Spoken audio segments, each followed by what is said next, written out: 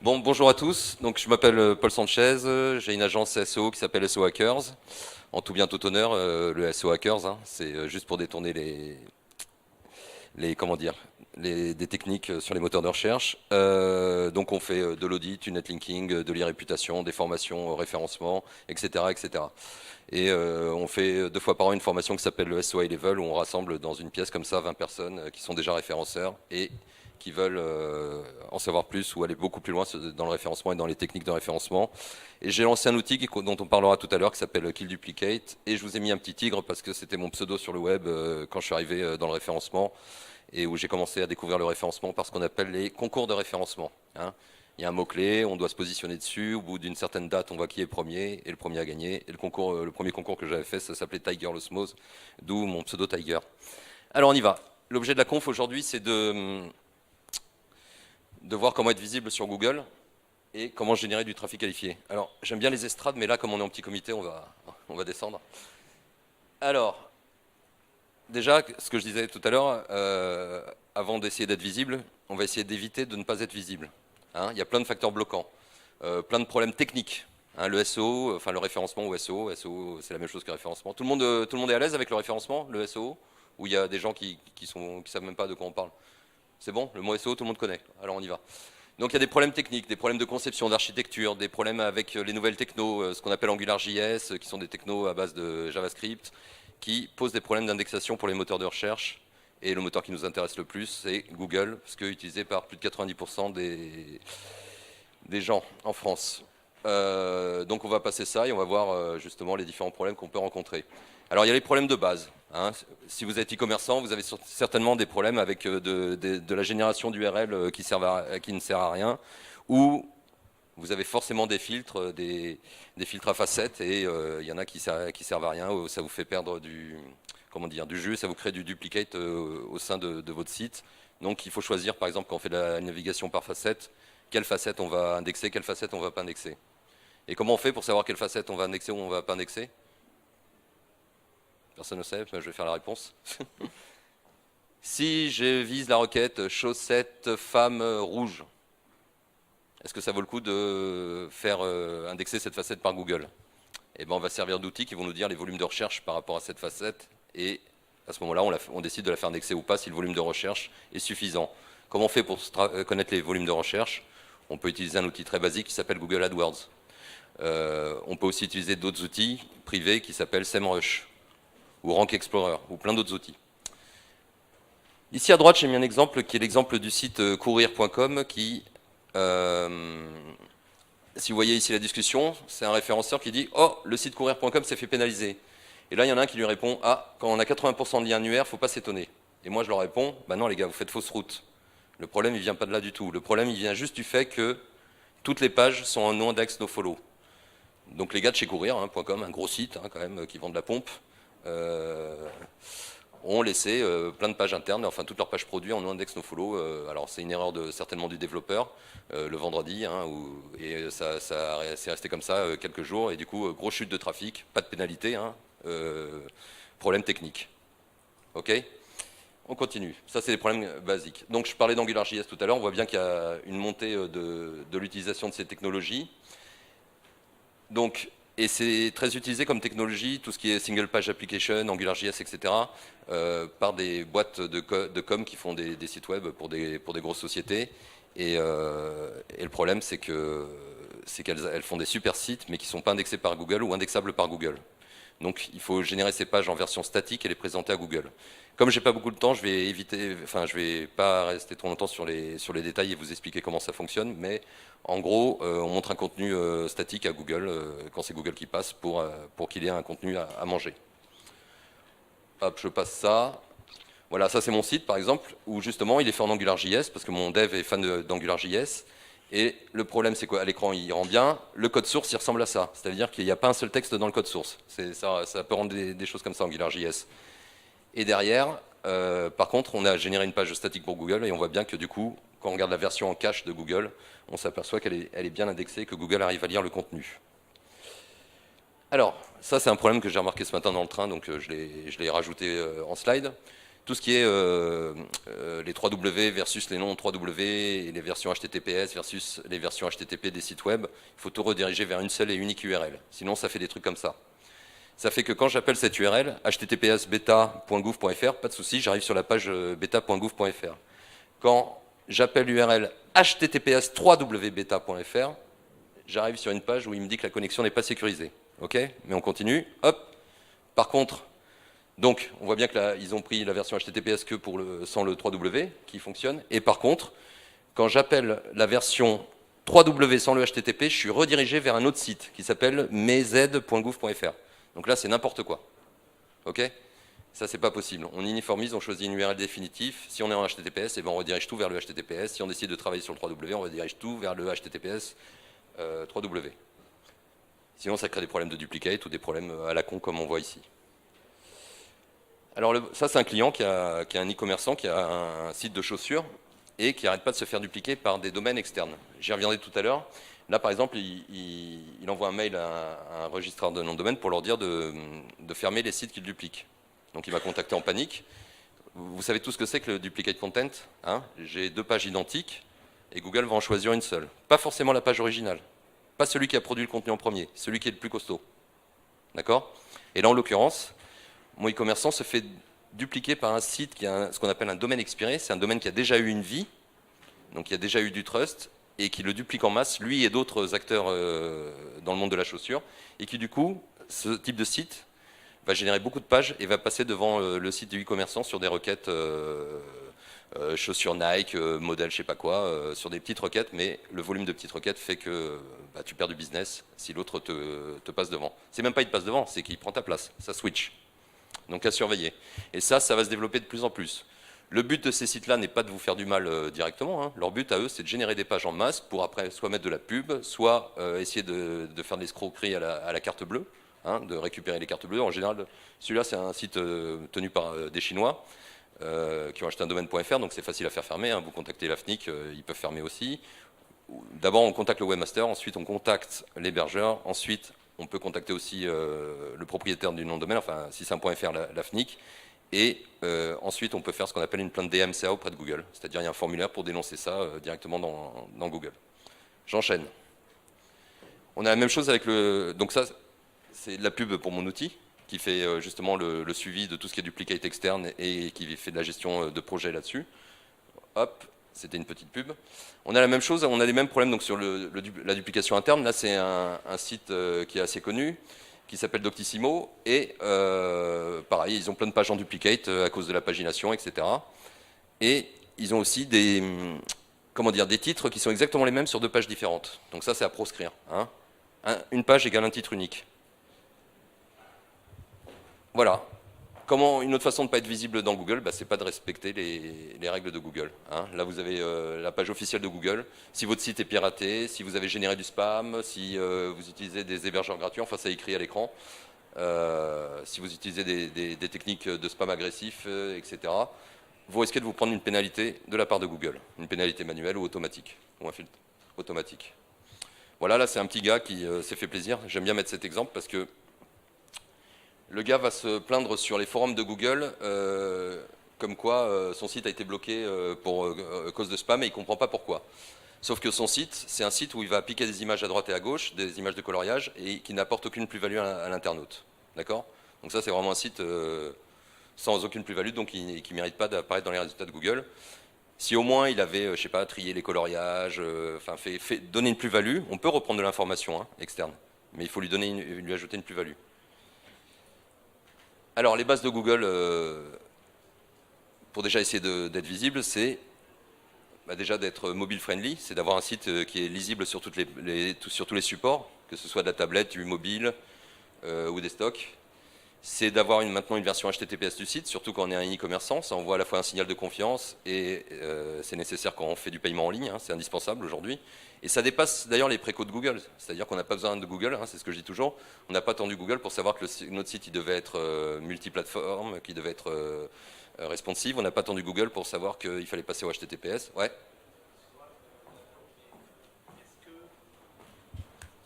Je voudrais juste savoir si il est intéressant pour un site d'être 100% en HTTPS ou alors juste au moment de passer à l'entonnoir de paiement, d'être uniquement en HTTPS au moment de payer? C'est une très bonne, ouais, c'est une très bonne question. J'ai envie de te dire pour Google, c'est très simple à vérifier. Dès qu'il veut qu'une page soit sécurisée, il t'affiche la petite mention non secure ou secure là-haut. Donc, sur toutes les pages de connexion, toutes les pages de paiement, oui, tu dois être en HTTPS. Sur ton blog ou ta partie éditoriale, non, tu n'as pas besoin d'être en HTTPS pour l'instant. C'est clair? Ok. Donc on voit bien que les stats se croisent, les stats d'utilisation du desktop versus les mobiles et les tablettes. Hein. Le mobile et tablette a dépassé le desktop. Donc c'est vraiment, on doit avoir un site qui est vraiment responsive ou qui a une version mobile et qui soit adapté à toutes les plateformes. Alors là c'est marrant, parce que quand on maintient deux versions différentes, une version mobile et une version desktop, donc là c'est des gens qui vendent des fournitures de bureau, des fournitures scolaires, en fait, sur la version mobile, ils n'avaient pas les mêmes canonical. C'est-à-dire qu'il y avait des pages qui se faisaient désindexer parce qu'ils pointaient, je suis sur une page, et ils pointaient vers une autre page en canonical. D'accord? Et ça, pour s'en rendre compte, c'est hyper chaud, quoi. Ça devient des problèmes techniques plus complexes. Je vais pas aller dans le détail, mais gardez ça en tête que de vraiment toujours vérifier que la version mobile, il n'y ait pas de méta-robot no index ou qu'il n'y ait pas de canonical foireuse qui pointe vers d'autres pages, etc. Que ce soit exactement la même structure, les mêmes contenus que la version des stocks. Bon, ça c'est marrant aussi, c'est un client dans l'assurance auto qui vient de faire une migration et qui ont mis des images en 4000 px par je sais pas combien, donc des images hyper lourdes, d'accord? Des images de Shutterstock, même pas du tout optimisées. Là, ils ont amélioré la note là hier soir, mais ici avant il y avait marqué 0 sur 100. J'avais jamais vu ça. Il y avait marqué pour, P-O-O-R, pauvre, contenu pauvre. Donc vraiment, voilà, ça encore une fois, c'est un critère important, mais ça dépasse Google. Je veux dire, vous êtes dans le train, vous avez envie d'accéder à une page, si vous voyez qu'elle est trop lente parce que vous êtes en 4G ou en 3G, machin, il faut que ce soit, que votre design, que tout soit hyper léger. Mais ça, c'est de l'expérience utilisateur. Mais ça va impacter de façon indirecte les rankings, forcément. Ok? Donc ça, on s'y colle et on y va. Ouais?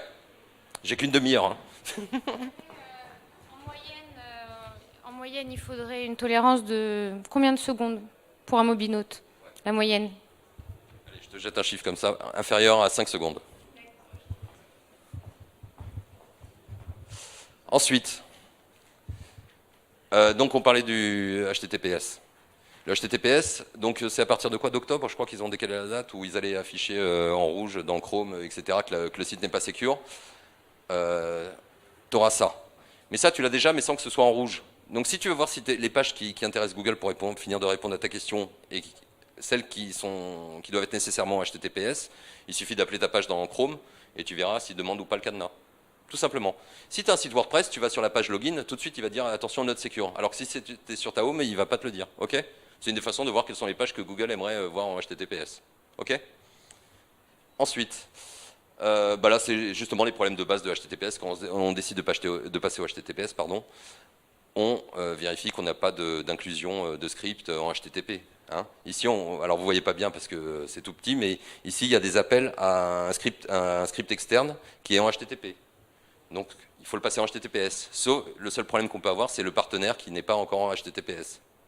Et ça, excusez-moi, ça fait chier. Bah oui, c'est délicat à gérer.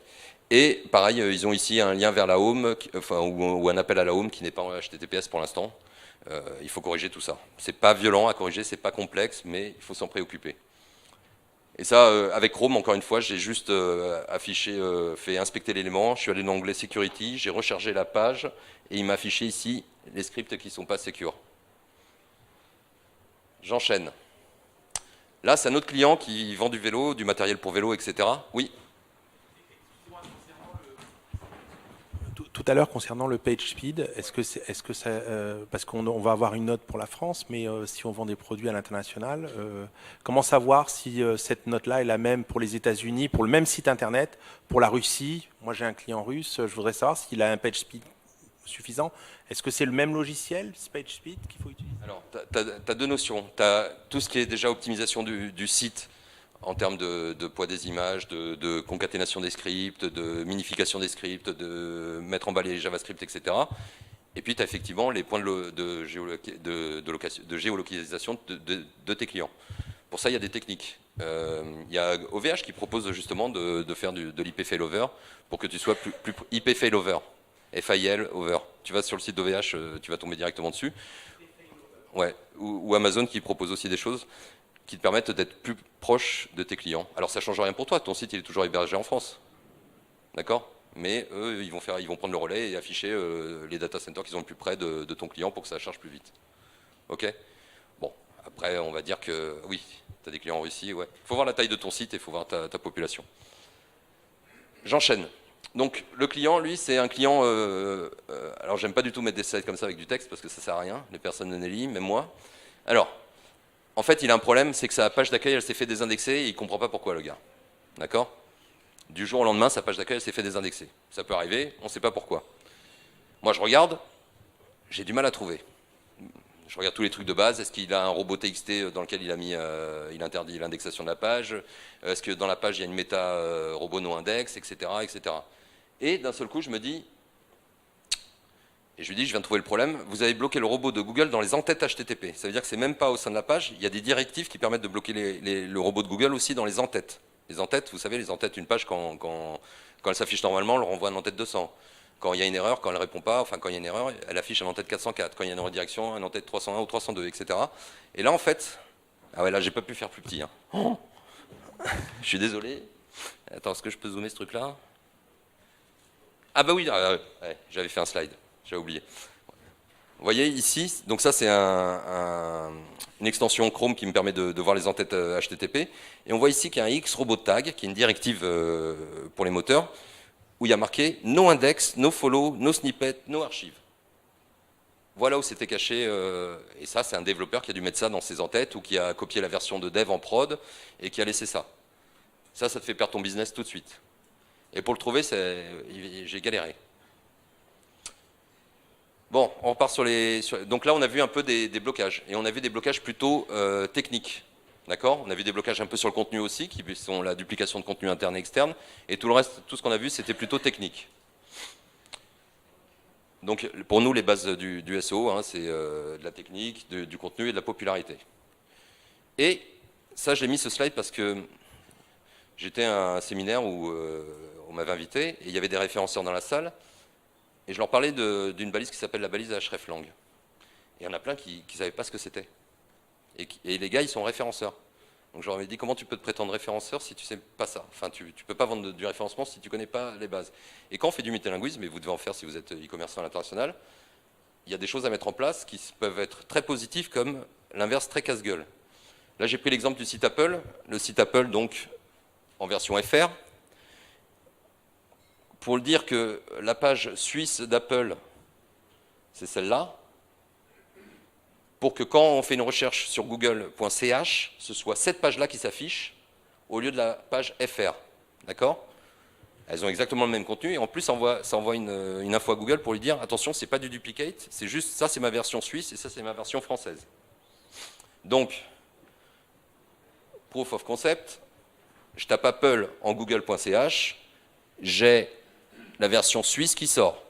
Je tape Apple en google.fr, j'ai la version FR qui sort. Si c'est mal fait, on peut faire désindexer des pages. Donc pareil, quand on fait du multilinguisme, ça c'est hyper simple à mettre en place, mais il faut faire attention que ce soit bien implémenté sur toutes les pages. On a eu un client qui a mal implémenté la semaine dernière, il a fait désindexer plein de pages comme ça en faisant des bêtises. Donc, pour résumer, comment être visible sur Google? On gère toutes les erreurs qu'on vient de voir. Est-ce que le fait d'avoir des avis rend le SEO meilleur, même sur les requêtes qui ne comportent pas le mot d'avis? Alors, très bonne question. C'est bien, vous êtes dynamique au niveau des questions. C'est la conf la plus courte que je fais. Alors, je vais essayer de répondre à ta question. Dans tous les cas, avoir des avis, je pense que c'est positif. Même pas pour Google, même pour nous en tant que futurs acheteurs. Mais je pense que Google... Alors déjà, oui, c'est positif d'avoir des avis, ne serait-ce que pour avoir les rich snippets et les petites étoiles jaunes qui peuvent apparaître dans Google. Donc ça te fait ça peut augmenter ton CTR, ta conversion. Donc rien que pour ça, c'est positif.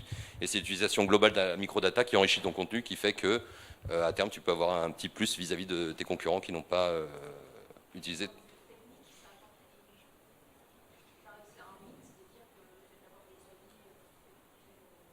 Ah, c'est un mythe.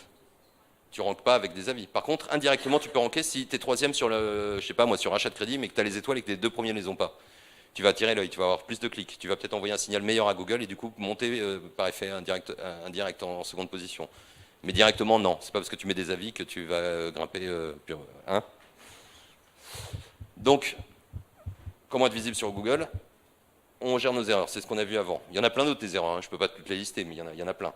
On étudie évidemment les concurrents, hein, et on prend ce qu'il y a de meilleur en eux pour faire mieux. On définit les besoins et les attentes des utilisateurs et on va travailler le contenu et la popularité. Et si on a le temps, on va parler de trafic. Alors justement, les besoins et attentes des utilisateurs. Il y a un truc marrant, l'autre jour, je cherchais une cheminée. Je voulais m'enseigner sur les cheminées pour acheter une cheminée. Et je voulais une cheminée moderne. Donc j'ai tapé cheminée dans Google. J'ai commencé à regarder les sites qui vendaient des cheminées, ça m'a saoulé. Qu'est-ce que j'ai fait? Je suis allé dans Google Images. Et si vous voyez, là, ceux qui ont des yeux mieux que moi, ici, il y a marqué Images. Ce menu, ici, là, de Google, il change en fonction de la requête que tu tapes. D'accord? Selon la typologie de la requête, ce n'est pas le même menu. Donc ça peut déjà te donner des indications de ce que vont chercher les internautes et comment ils cherchent.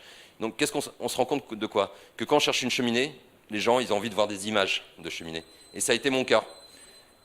Moi, je suis référenceur, donc je n'ai pas la même vision que l'utilisateur lambda, mais là, j'étais en mode vraiment utilisateur. Je voulais acheter une cheminée, donc j'ai oublié tout ce que je savais et je me suis laissé porter.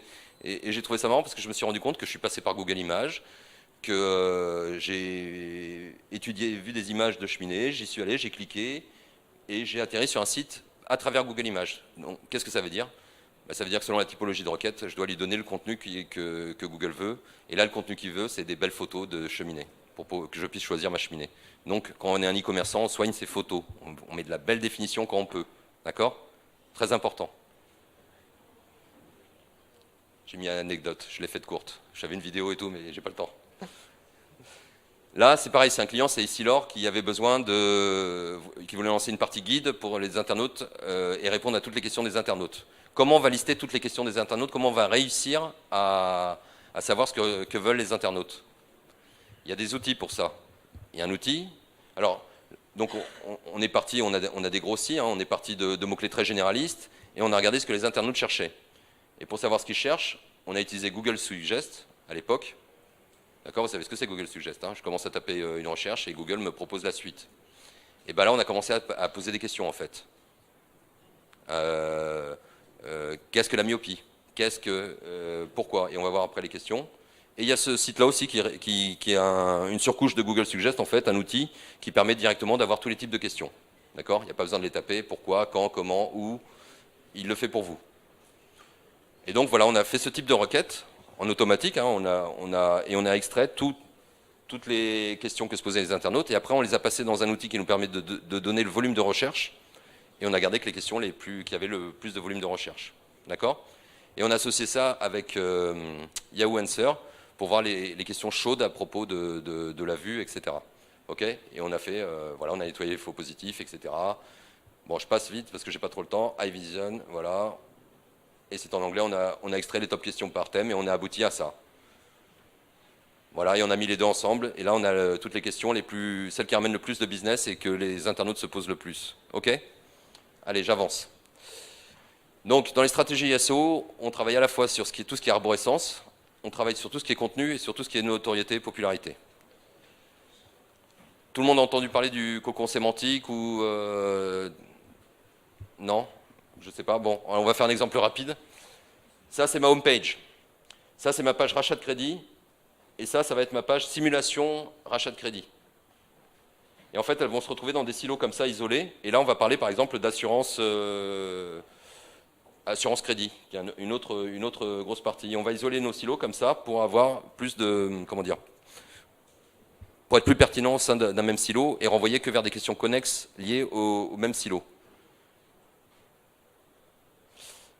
Dans les stratégies de contenu, ce qu'on peut faire, c'est développer des contenus d'information. Hein. Vous avez tous des e-commerce, je sais pas, sur les trampolines. Les contenus d'information, ça va être comment choisir son trampoline, les matières de trampoline, quels sont les types de trampolines à éviter, j'en sais rien. Hein. Je ne maîtrise pas le sujet, mais on va essayer justement de voir les questions que se posent les internautes et développer des guides à partir de là. Je passe là-dessus. Pareil.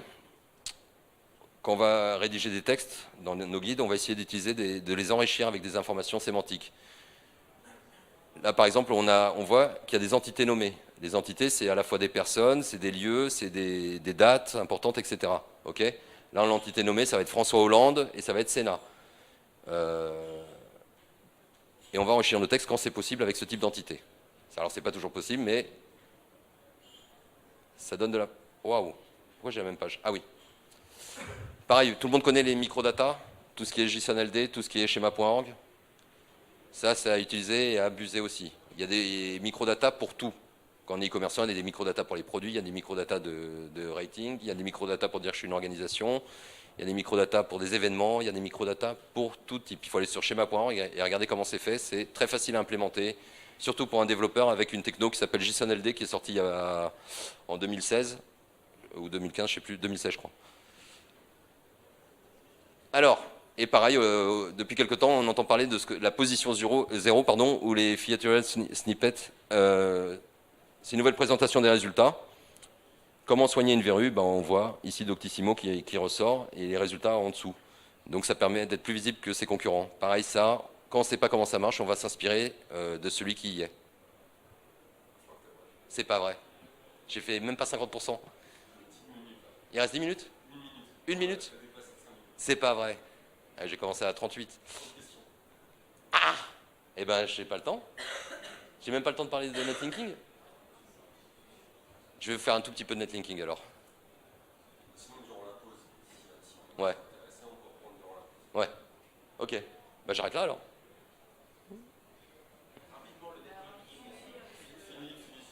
Ouais, allez, je fais un tour de netlinking. Bon, netlinking, on va aller directement là. Vous avez tous des... Alors, là j'ai mis un slide justement pour présenter les groupes, les partenaires, les amis. Oui, mais c'est un groupe qui s'entraide. Oui, c'est voulu. Pareil, Mythique, vous avez tous les sites du groupe. On peut se servir de chacun des sites du groupe pour essayer de faire du maillage vers les autres sites et leur donner du power. On va souvent chercher la ressource à l'extérieur alors qu'on l'a souvent à l'intérieur du groupe, à l'intérieur des partenaires. Quand on est e-commerçant, on a forcément des partenaires. On peut faire des liens à partir des sites des partenaires vers chez nous. Et on peut aussi demander à ses amis. On a tous des amis, enfin j'espère. Il ne faut pas en avoir beaucoup, il faut avoir les bons. Voilà, pareil pour MCM, etc. Je passe. Une technique très facile pour avoir du lien, en fait, c'est de corriger les liens existants. Il y a des liens qui pointent vers chez nous, qui sont vers des pages qui ont changé d'URL et qui sont en 404 maintenant. On contacte la personne qui nous a fait un lien et on corrige ce lien-là et on le fait pointer vers la bonne page. Pareil pour les liens qui sont en redirection, etc. J'enchaîne. On analyse les concurrents. Oui. Il y a EHREF par exemple qui le fait. A-H-R-E-F. Oui, .com. Botify peut-être. Je ne connais pas, mais... Enfin, je ne connais pas le détail de Botify, je connais Botify. On parle des liens externes, hein? D'accord. Tu me donnes encore combien de temps là? Une minute toujours, c'est bien. Et en fait, on peut analyser les liens des concurrents et extraire le meilleur de chacun des liens des concurrents. Mais on peut aussi aller beaucoup plus vite, c'est-à-dire que dire, je prends les 10 premiers sur la première page de Google sur la requête qui m'intéresse, par exemple trampoline, ou assurance auto, là en l'occurrence c'est le cas pour assurance auto, et je vais regarder les liens qu'ils ont en commun. Et donc j'ai ces 10 sites-là, et ici je vois qu'ils ont 2 liens sur un site en commun, là 4 liens sur un site en commun. Et donc si un ou plusieurs de mes concurrents sur plusieurs de mes concurrents ont des liens en commun, ça veut dire que peut-être moi aussi potentiellement je peux l'obtenir ce lien. Soit c'est un lien sur un annuaire, un guide, soit sur un lien acheté ou autre, vous voyez, ou un site de CV, etc. Là, c'est contacter ceux qui volent vos contenus ou qui citent votre marque sans mettre de lien. Vous les contactez, vous leur faites un petit mail. Tu as volé mon contenu, merci de mettre un lien ou de supprimer le contenu ou je ne sais plus ce que je voulais dire. Bon, allez, j'arrête là, parce qu'il y en a encore plein. Mais... Donc ce que je vous propose, vu qu'on n'a pas eu le temps de tout parcourir, c'est à 16h, vous pouvez retrouver Paul ici dans cette salle. Revenez avec vos questions peut-être sur des thématiques ciblées. Comme ça, on aura un bon quart d'heure pour continuer à approfondir sur le référencement. Merci à toi. Merci à tous. On peut l'applaudir.